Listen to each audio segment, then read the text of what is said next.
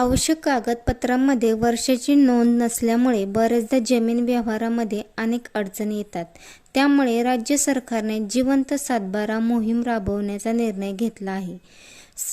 यामध्ये सातबाऱ्यावरील सर्व मृत खातेदारांऐवजी वारसांची नावे नोंदवली जाणार आहेत. यासाठी सर्व जिल्ह्यांमध्ये जिवंत सातबारा मोहीम राबवण्यात येणार आहे. राबवण्यात येण्याचे आदेश चंद्रकांत बावनकुळे यांनी दिले आहे. सध्या ही मोहीम बुलढाणा जिल्ह्यात सुरू आहे. 1 एप्रिल पासून राज्यभर राबवली जाणार आहे. या मोहिमेअंतर्गत गावातील सर्व मृत खातेदारांची नावे कमी होणार असून त्याऐवजी वारसांची नावे सातबाऱ्यावर लागणार आहे. ही प्रोसेस कशी असणार आहे ते 1 ते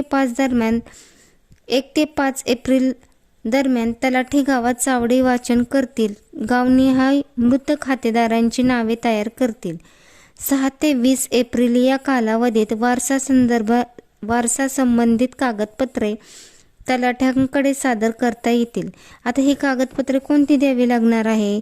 मृत्यूचा दाखला, रहिवाशाचा दाखला, पोलीस, सरपंच यांचा दाखला, वारसांचं नाव, पत्ता कागदपत्रे आपल्याला द्यावी लागणार आहे. आणि 21 ते 10 मे दरम्यान तलाठी ई